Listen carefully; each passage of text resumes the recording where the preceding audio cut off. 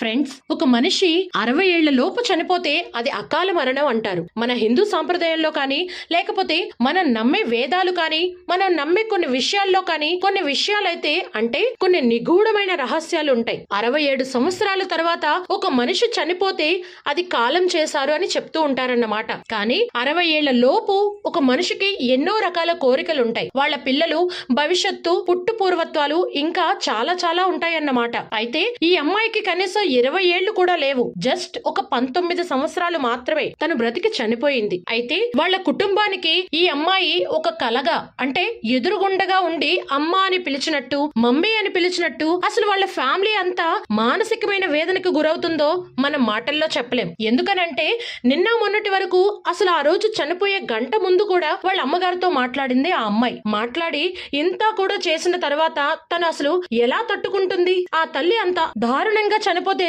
ఒక కూతురు తట్టుకోలేదు కదా. అయితే వాళ్ళ అన్నయ్యలకి, వాళ్ళ అన్నయ్యల పిల్లలకి, వాళ్ళ వదినలకి అందరికీ కలలో కనిపిస్తుంది. అయితే ఆ ఊరి జనాలకి కూడా ఆ అమ్మాయి ఒక పాము రూపంలో, అంటే ఒక పాముగా తనొక నేను ఇక్కడే ఉన్నాను, ఈ ఊరిని వదిలేసి నేను ఎక్కడికి వెళ్ళలేదు, మీరు నన్ను మర్చిపోకండి అంటూ అలా వినిపించడం జరిగిందంట. అంతేకాకుండా ఇంకొక విషయం ఏంటంటే ఆ కొన్ని సందర్భాల్లో ఆ అమ్మాయి ఇలాగే ఒక లీలగా అన్నయ్య నన్ను కాపాడు ప్లీజ్, నన్ను ఎవరో తరుముకొస్తున్నారు, నన్ను చంపేస్తున్నారు అని చెప్తే వాళ్ళ అన్నయ్యలు వాళ్ళు ఉలిక్కిపడి లేవడం జరిగిందంట. అయితే నా కడుపులో బిడ్డని నువ్వు కాపాడాలి అంటూ కూడా వాళ్ళ వదనకి ఒక కలలా రావడం. కళ అంటే నేను కళ అని కూడా చెప్పలేము, ఎదురుగుండగా తను కనిపిస్తుంది మా కళ్ళెదుట. తన్ని నేను కళని ఎలా అని భ్రమ అనుకోవాలా, లేకపోతే తను నిజంగానే మా దగ్గరే ఉందా అనుకోవాలా మాకు తెలియడం లేదు. మేము చాలా అంటే చాలా మానసిక వేదనకు గురవుతున్నాం అంటూ చెప్పడం జరిగింది. ఆ ఊరి జనాలు మొత్తానికి వైష్ణవి అంటే ఎంతో ఇష్టం ఫ్రెండ్స్. అంతేకాకుండా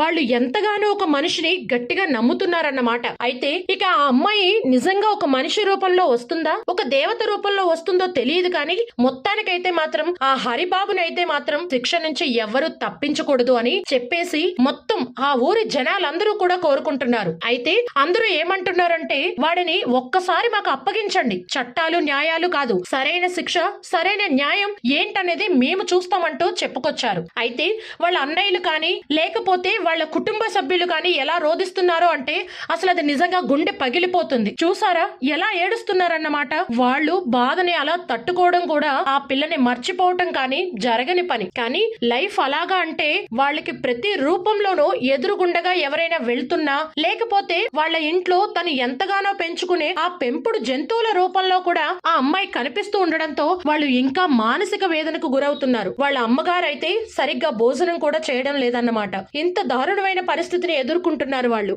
ఇంతకు మించి ఏం చెప్పాలి?